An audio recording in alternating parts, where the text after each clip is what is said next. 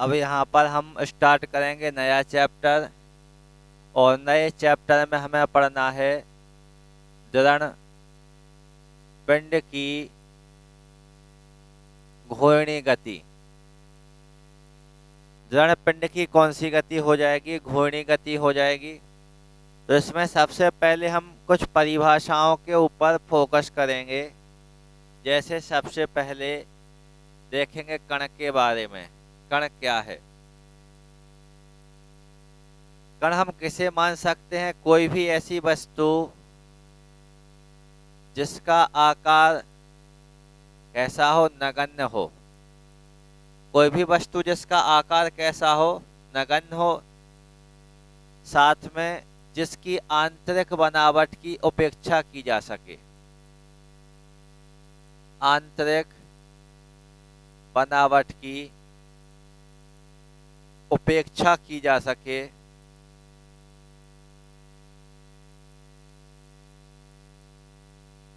आंतरिक बनावट की क्या की जा सके? उपेक्षा की जा सके, उसे हम क्या कहते हैं? कण कहते हैं। और फिजिक्स में हम इस डेफिनेशन को देख रहे हैं।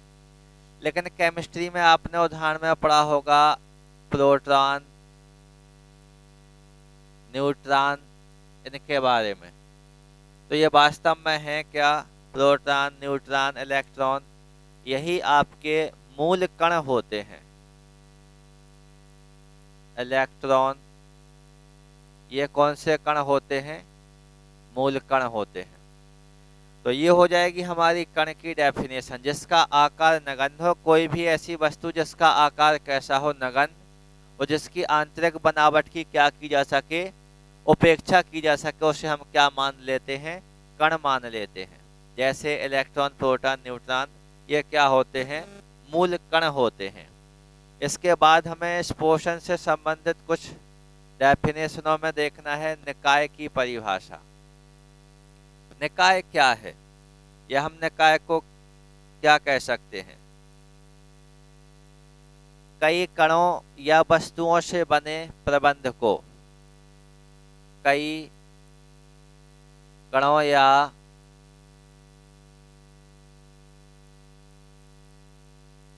वस्तुओं से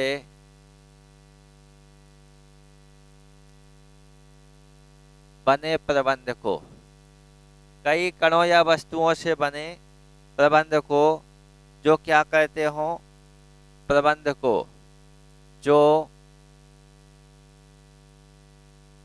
एक दूसरे पर अन्योन्य क्रिया करते हो। एक दूसरे पर कौन सी क्रिया करते हो? अन्योन्य क्रिया करते हो। तो इस प्रकार के कणों या वस्तुओं के समूह को ही हम क्या कह देते हैं? निकाय कह देते हैं। अन्योन्य क्रिया का मतलब क्या होता है? जैसे हम जमीन पर चलते हैं तो हमारे पैरों की चप्पल या जूते का जो तलवा, निचले वाला जो भाग होता है, और जमीन का जो ऊपरी वाला भाग होता है, दोनों एक दूसरे के संपर्क में होते हैं।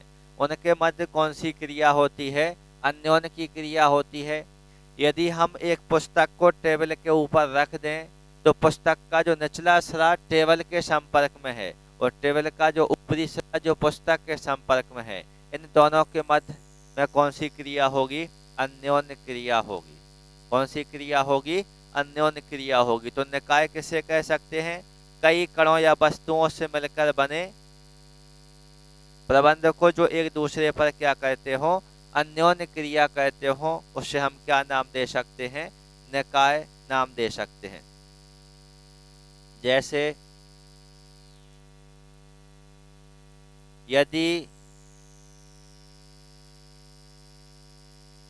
शांत जल में, जो जल है ये कैसा है? शांत है, और उस जल में एक नाव पर, शांत जल में एक नाव पर कई व्यक्ति बैठे हैं। कई व्यक्ति बैठे हैं। देखो, हम क्या कह रहे हैं कि शांत जल में एक नाव पर क्या बैठे हैं? कई व्यक्ति बैठे हैं।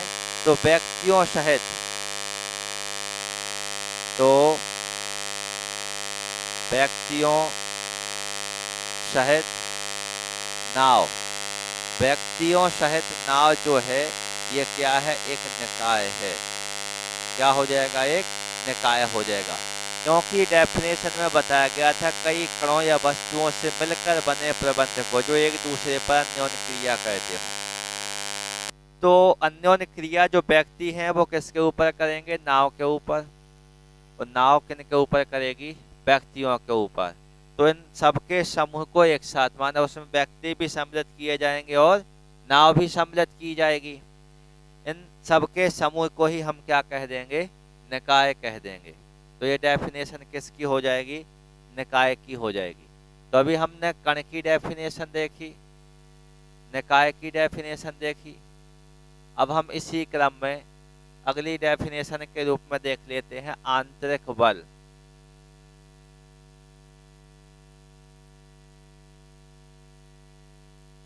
आंतरिक बल, आंतरिक बल की डेफिनेशन आपको क्लियर करनी है निकाय से। निकाय के अवयव मतलब कौन कौन से भागों के आपस में मिलने से निकाय बना हुआ है, वो क्या हो जाएंगे, निकाय के अवयव। निकाय के अवयव एक दूसरे पर जो बल लगाते हैं, निकाय के अवयव एक दूसरे पर जो बल लगाते हैं उसे क्या कहते हैं, आंतरिक बल कहते हैं। कौन सा बल कहते हैं, आंतरिक बल कहते हैं। जैसे अभी हमने ये देखा कि एक नाव है जो शांत जल में है और उस नाव में कई व्यक्ति बैठे हैं। तो नाव और व्यक्तियों सहित जो समूह है वो क्या है, एक निकाय है। लेकिन अब उस नाव में जितने भी व्यक्ति बैठे हुए हैं वो सभी व्यक्ति एक दूसरे पर बल लगा रहे हैं। उस बल को ही हम कौन सा बल कहेंगे, आंतरिक बल कहेंगे। कौन सा बल कहेंगे, आंतरिक बल कहेंगे। इसके बाद अगली डेफिनेशन के रूप में हम देख लेते हैं किसको, बाह्य बल को। अगली डेफिनेशन हम किसकी देख लेंगे, बाह्य बल की। निकाय के बाहर, अभी निकाय के अवयव एक दूसरे पर बल लगा रहे थे तो उसको हम आंतरिक बल कह रहे थे। अब शब्द हम कौन सा यूज कर रहे हैं, बाह्य बल। तो निकाय के बाहर से मतलब निकाय के अंदर का अभी सिस्टम नहीं है, निकाय पर बल लगाया जाएगा लेकिन निकाय के बाहर से। तो निकाय के बाहर से या निकाय के बाहर के, निकाय के बाहर के कणों, वस्तुओं, या तो निकाय के बाहर के जो कण हैं वो निकाय पर बल लगाएंगे, या फिर निकाय के बाहर जो वस्तुएं हैं वो वस्तुएं किसके ऊपर बल लगाएंगी, निकाय पर बल लगाएंगी। या हो सकता है कोई दूसरा निकाय हो तो अन्य निकायों द्वारा, अन्य निकायों द्वारा निकाय पर लगाया गया बल, निकाय पर लगाया गया बल क्या कहलाता है, बाह्य बल कहलाता है। मतलब एक निकाय अपने पास पहले से ही है, अब उस निकाय के हम बाहर देख रहे हैं, चारों ओर देख रहे हैं।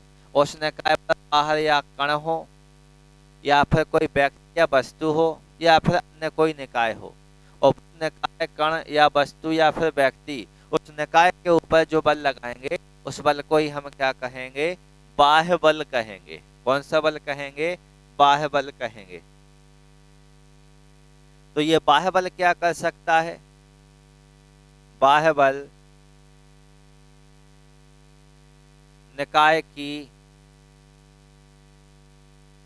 स्थिति या अवस्था, निकाय की स्थिति या अवस्था इनमें क्या कर सकता है, परिवर्तन कर सकता है। क्या कर सकता है, परिवर्तन कर सकता है। तो जो बाह्य बल है ये बाह्य बल क्या कर सकता है, निकाय की स्थिति को बदल सकता है, या फिर निकाय की जो भी अवस्था होगी उस अवस्था में भी क्या कर सकता है, परिवर्तन कर सकता है। तो ये हो जाएगा आपका आंतरिक बल और बाह्य बल। इसके बाद अब हम देख लेते हैं अगली डेफिनेशन के रूप में विलगित निकाय।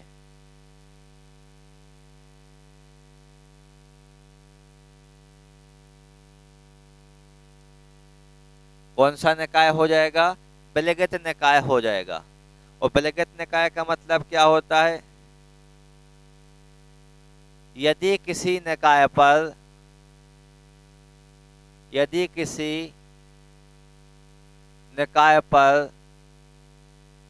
बाहर से कोई बल ना लग रहा हो, यदि किसी निकाय पर बाहर से कोई बल ना लग रहा हो, तो जो निकाय होगा हमारा जिस पर बाहर से किसी भी प्रकार का कोई भी बल कार्य नहीं कर रहा है, तो इस प्रकार के निकाय को ही हम क्या नाम दे देंगे? विलगित निकाय कहेंगे। क्या कहेंगे? विलगित निकाय कहेंगे। अगली डेफिनेशन देख लेते हैं द्रव्यमान केंद्र की। किसकी परिभाषा हो जाएगी? द्रव्यमान केंद्र की परिभाषा हो जाएगी। अब किसी निकाय का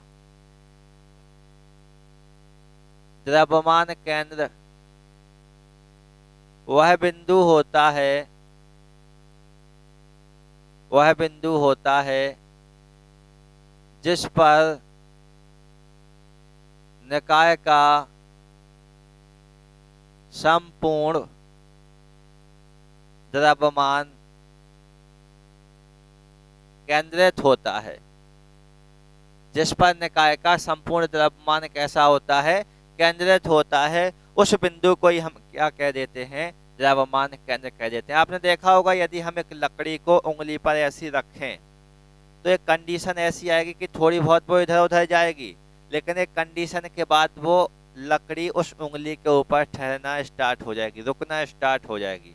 और जिस बिंदु पर वो उंगली पर रुकना स्टार्ट हो जाएगी, वही बिंदु उस लकड़ी का क्या माना जाएगा? द्रव्यमान केंद्र माना जाएगा। क्या माना जाएगा? द्रव्यमान केंद्र। जैसे पंखे को देख लो, पंखे में जहां से डंडी निकली होती है पंखे को टांगने के लिए, वही उसी डंडी पर उसका संपूर्ण द्रव्यमान केंद्रित होता है, तो वो क्या हो जाएगा? उसका द्रव्यमान केंद्र। आपने देखा होगा दफ्ती को भी पैड को अपन उंगली पर रख करके ऐसे खड़ा करके फिर घुमाते हैं, तो जिस पॉइंट पर वो रुक जाती है या घूमती है उंगली के ऊपर, वो उसका क्या होता है? द्रव्यमान केंद्र होता है। तो द्रव्यमान केंद्र क्या है? निकाय का संपूर्ण जिस बिंदु पर केंद्रित होता है उससे हम उसका क्या कहते हैं? द्रव्यमान केंद्र कहते हैं। तो ये डेफिनेशन किसकी हो जाएगी? आपकी द्रव्यमान केंद्र की डेफिनेशन हो जाएगी। इसके बाद अब हम डेफिनेशन देख लेते हैं गुरुत्व केंद्र की।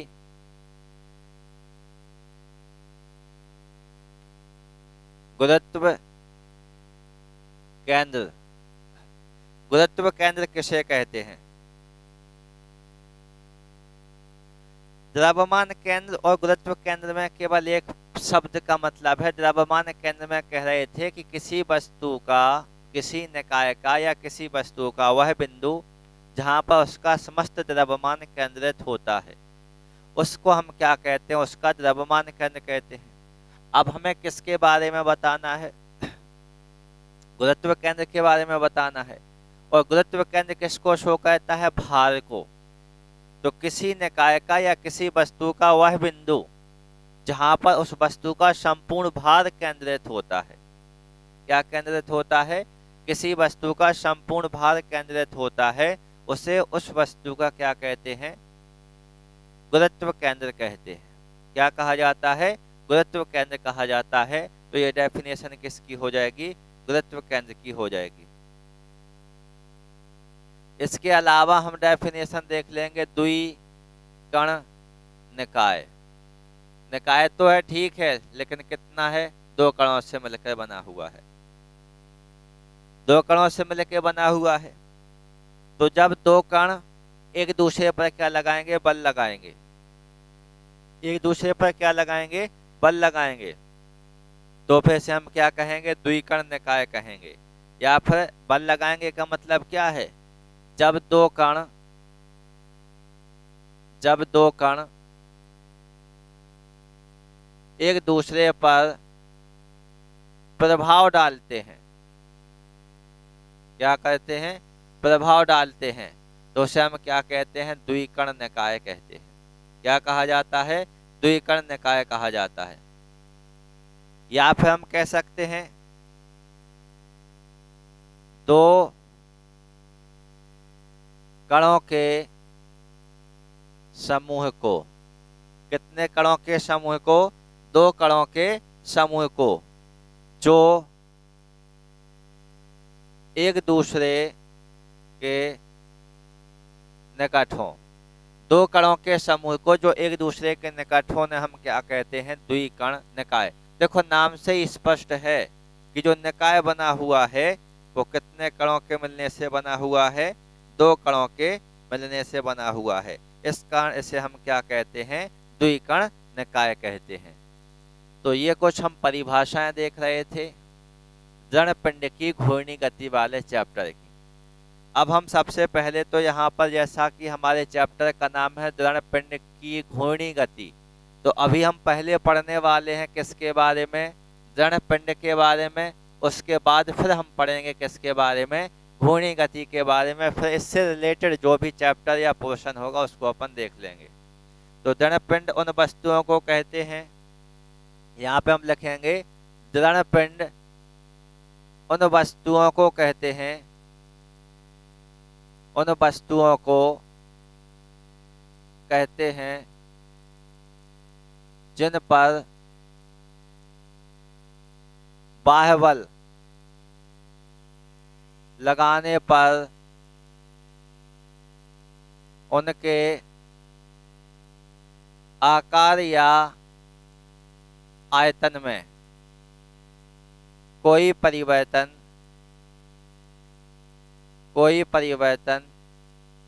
नहीं होता है, कोई परिवर्तन नहीं होता है। मतलब आप ऐसे समझिए कि एक लोहे की ठोस गेंद को ले लेते हैं, फिर उसको हाथ से दबाते हैं। हाथ से दबा रहे मतलब हम बाहर से क्या कर रहे हैं, बाह्य बल लगा रहे हैं। तो क्या लोहे की ठोस गेंद को हम हाथ से दबाएंगे तो उसके आकार या आयतन में परिवर्तन हो जाएगा? कोई परिवर्तन नहीं होगा, कोई परिवर्तन नहीं होगा। क्यों? क्योंकि वह क्या है, एक ऋणपिंड है। क्या हो जाएगा, एक ऋणपिंड हो जाएगा। तो आकार या आयतन में कोई परिवर्तन ना किया जा सके। तो ये तो डेफिनेशन हो गई। अब जो हम कह रहे हैं कि जो ठोस गेंद है, अब ठोस गेंद एक कण से तो मिलकर बनी नहीं होगी, तो कई कणों का क्या होगा, समूह होगा। तो फिर हम ठोस गेंद किसे मान के चल रहे हैं, ऋणपिंड को मान के चल रहे हैं। तो यहाँ पे हम क्या लिखेंगे, ऋणपिंड वास्तव में कई कणों का समूह है। ऋणपिंड किसका समूह है, कई कणों का क्या है, समूह है। तथा बल लगाने पर भी इन कणों के बीच, जैसे यदि हम बल लगाएंगे तो इन कणों के बीच कोई भी आपेक्षिक गति नहीं होती है। तो ये क्या हो गया, हमारा ऋणपिंड हो गया। ऋणपिंड उन वस्तुओं को कहते हैं जिन पर बाह्य बल लगाने पर भी उनके आकार या आयतन में कोई परिवर्तन नहीं होता है। क्या कहलाता है, ऋणपिंड कहलाता है। ऋणपिंड कई कणों का क्या होता है, समूह होता है। कई कणों का क्या होता है, समूह होता है, जिस पर बाह्य बल लगाने पर उनकी आपेक्षिक स्थिति में कोई परिवर्तन नहीं होता है। तो ये डेफिनेशन क्या हो गई आपकी, ऋणपिंड की। कौन सी डेफिनेशन हो गई ये, ऋणपिंड की।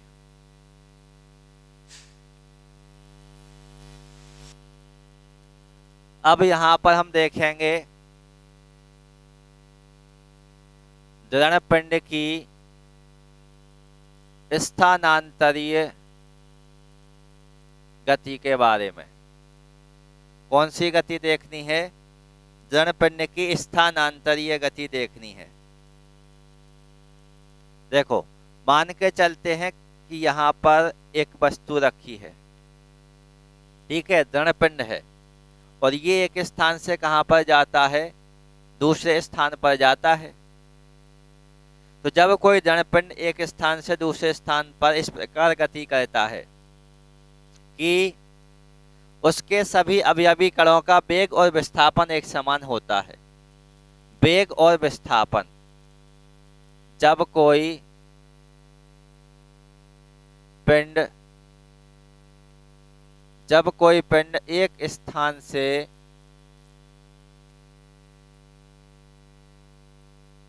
दूसरे स्थान पर इस प्रकार गति करता है कि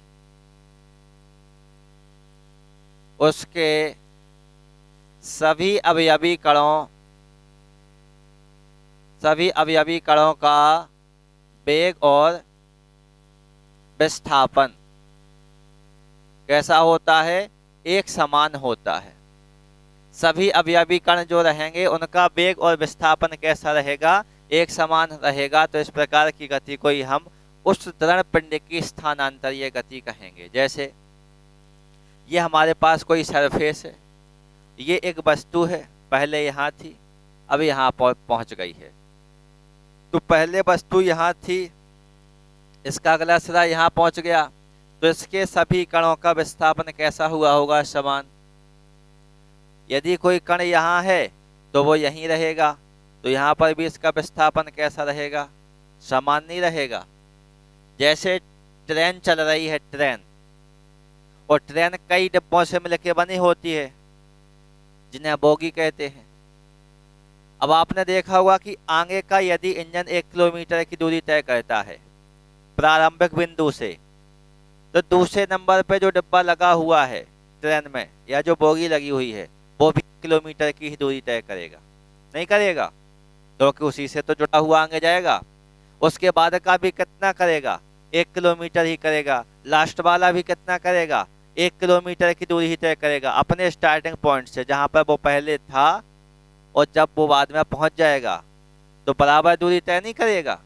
अब ऐसा तो है नहीं कि बोले ट्रेन का डिब्बा जा रहा है 100 की स्पीड से और ट्रेन का इंजन जा रहा है 200 की स्पीड से। ऐसा हो सकता है? जितनी स्पीड से ट्रेन का इंजन चलेगा उतनी ही स्पीड से उसके साथ जुड़े हुए जो डिब्बे रहेंगे, जो बोगियां रहेंगी, वो उसी गति से तो चलेंगी। तो वेग और विस्थापन दोनों ही कैसे रहे? एक समान रहे। और जब दोनों ही एक समान रहे तो इस प्रकार की गति को हम क्या कहेंगे? पिंड की स्थानांतरीय गति कहेंगे। कौन सी गति हो जाएगी? स्थानांतरीय गति। बात समझ में आई? इसके बाद अपन देख लेते हैं इससे संबंधित कुछ विशेषताएं। विशेषताएं मतलब मजाक। मजाक इसलिए क्योंकि परिभाषा से उठाना है। विशेषता में हम लिखेंगे सभी अवयवी कणों का विस्थापन कैसा होता है? एक समान होता है। परिभाषा में भी यही बात बताई गई थी। अगले में हम ये बता सकते हैं कि सभी अवयवी कणों का वेग कैसा होता है? एक समान नहीं होता है। एक समान तो ये भी परिभाषा में अपन ने देखा था। वेग और विस्थापन दोनों ही कैसे होते हैं? एक समान होते हैं। अब सभी अवयवी कण समानांतर रेखा में, सभी अवयवी कण कैसे? समानांतर रेखा में। सभी अवयवी कण समानांतर रेखा में या ऋजु रेखा में या वक्र रेखा में क्या करते हैं? गति करते हैं। तो ये डेफिनेशन हो गई हमारी दृढ़ पिंड की स्थानांतरीय गति की। और साथ में हमने क्या देख ली? इसकी विशेषताएं। अब हमें क्या देखना है? घूर्णी गति के बारे में। किसके बारे में देखेंगे? घूर्णी गति के बारे में देखेंगे। तो यहाँ पे अब हम डेफिनेशन देख रहे हैं किसकी? घूर्णी गति की। घूर्णी गति की डेफिनेशन को देखने के लिए एक डायग्राम बनाते हैं। ये मुख्य अक्ष हो गया, मुख्य अक्ष के चारों ओर का ये आवरण हो गया, और यहाँ पर इसमें ये अवयवी कणों से मिलके तो ये बना ही होगा। तो ये अवयवी कण क्या कर रहे हैं? गति कर रहे हैं। ये किसको शो कर रहा है?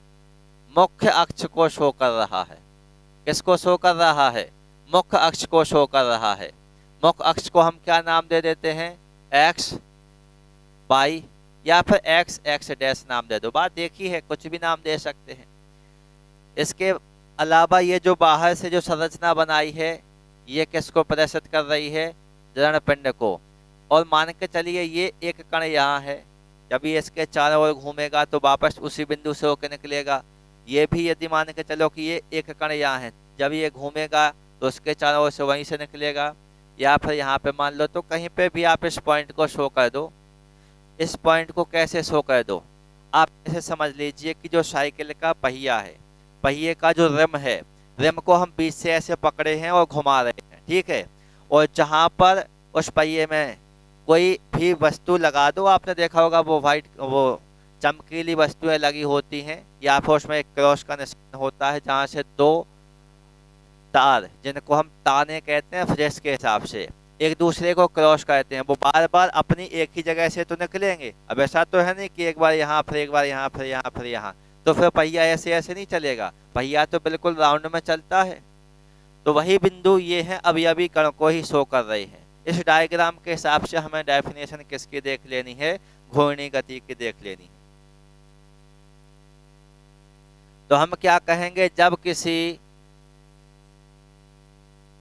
किसी दृढ़ पिंड पर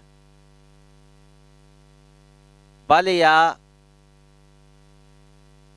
बलयुग्म लगाते हैं।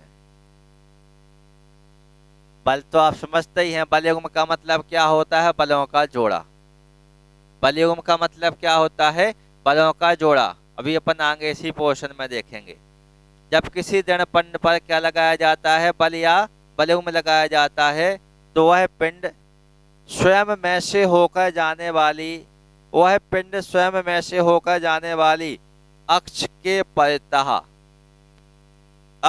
परितः माने अक्ष के चारों ओर। जब किसी दृढ़ पिंड पर बल या बलयुग्म लगाया जाता है, तो वह पिंड स्वयं में से होकर जाने वाली अक्ष के परितः क्या करने लगता है, गति करने लगता है। क्या करने लगता है, गति करने लगता है। और इसी गति को हम उस दृढ़ पिंड की कौन सी गति कहते हैं, घूर्णी गति कहते हैं। जैसे पंखे के ब्लेड की नोक की गति, पंखे के ब्लेड की नोक की गति, पंखे के ब्लेड की नोक की गति समझ रहे हो। पंखे में जो पंखुड़ियां लगी होती हैं उनको ब्लेड कहा गया है यहाँ पर, उनकी नोक की गति तो वापस अपने उसी स्थान से तो होकर के निकलेगी। मुख्य अक्ष कहाँ है, पंखे का, जिससे वह लटका हुआ है आधार से, वो किसको शो करेगा, मुख्य अक्ष से, तो उसी के चारों ओर तो घूम रही है वो कंटिन्यू। इसके अलावा यदि हम देखें तो पहिए की गति, साइकिल के पहिए की गति भी मान सकते हैं। भाई साइकिल का पहिया माने जहां पर वो से कसा हुआ है, वो पहिया उसके चारों ओर कंटिन्यू घूम रहा है उसी बिंदु में, उसी वृत्तीय मार्ग में, तो साइकिल के पहिए की गति भी कौन सी गति हो जाएगी, घूर्णी गति हो जाएगी। और कब्जे के परितः किवाड़ों की गति, कब्जे के परितः किवाड़ों की गति, कब्जे के परितः किवाड़ों की गति का मतलब है जैसे ये दीवार है, यहाँ पर गेट लगा हुआ है, तो बार बार हम उसको ऐसे ऐसे कर रहे हैं, तो ये तो अक्ष है ना, जहाँ पर किवाड़ या गेट लगे हुए हैं, जिस पोर्शन से टच है दीवार के पास में, वो उसके अक्ष को शो करेंगे। उसके चारों, ऐसा तो नहीं है एक बार गेट खोला तो इतनी दूरी तक आए, दूसरी बार खोला तो इतनी दूरी तक चला जाए, बार बार उसी स्थान पर से होकर के आएगा। तो वही है, यहाँ पर ये किसको शो कर रहे हैं, घूर्णी गति को शो कर रहे हैं। जब किसी दृढ़ पिंड पर बल या बलयुग्म लगाया जाता है, तो वह पिंड अपने अक्ष में से होकर, स्वयं के अक्ष में से होकर जाने वाले, मतलब अक्ष के चारों ओर क्या करने लगता है, घूमने लगता है। तो जब किसी दृढ़ पिंड पर बल या बलयुग्म लगाया जाता है, तो वह पिंड स्वयं में से होकर जाने वाले अक्ष के परितः घूमने लगता है। इस गति को ही हम क्या कहते हैं, दृढ़ पिंड की घूर्णी गति कहते हैं। और अभी हमने जिन उदाहरणों को समझाने का आपको प्रयास किया है, उन उदाहरणों से हम समझाएंगे दृढ़ पिंड की घूर्णी गति की विशेषताएं। दृढ़ पिंड की घूर्णी गति की क्या हो जाएंगी, विशेष।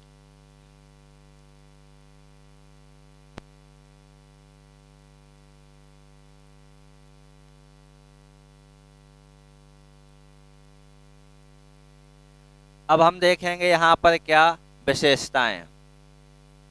विशेषताओं में हमें देखना है कि जब कोई पिंड क्या करता है, घूर्णी गति करता है, तो उसके जो अवयवी कण होंगे वो अवयवी कण कौन सी गति करेंगे, वृत्तीय गति करेंगे। कौन सी गति करेंगे, वृत्तीय गति। हमने कहा ये मुख्य अक्ष है, ये पूरा दृढ़पिंड है, ये घूम रहा है, घूम रहा है, तो ये अवयवी कण यहाँ था, उस अक्ष के चारों ओर नहीं घूम रहा है ऐसे, ये भी अवयवी कण नहीं घूम रहा है चारों ओर, तो ये अवयवी कण कौन सी गति कर रहा है, वृत्तीय गति कर रहा है, वृत्ताकार मार्ग में नहीं रहेगा वो। तो जब यहाँ पर हम विशेषताओं में देखेंगे, जब कोई पिंड घूर्णी गति करता है, जब कोई पिंड घूर्णी गति करता है तो उसके अवयवी कण कौन सी गति करते हैं, वृत्तीय गति करते हैं, सर्कुलर मोशन यानी वृत्तीय गति, तो वृत्तीय गति करते हैं। इसके अलावा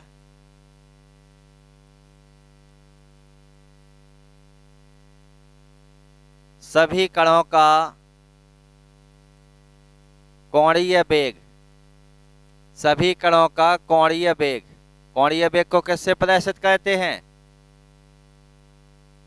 याद है, कोणीय वेग को किससे प्रदर्शित करते हैं, ओमेगा से। किससे प्रदर्शित किया जाता है, ओमेगा से। तो सभी कणों का कोणीय वेग ओमेगा कैसा होता है, एक समान होता है।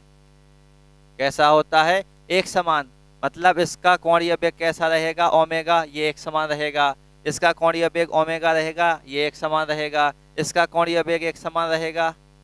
लेकिन अक्ष से दूरियां भिन्न भिन्न हैं, नहीं है, ये इतनी दूरी पर है, ये इतनी पर है, ये इतनी पर है।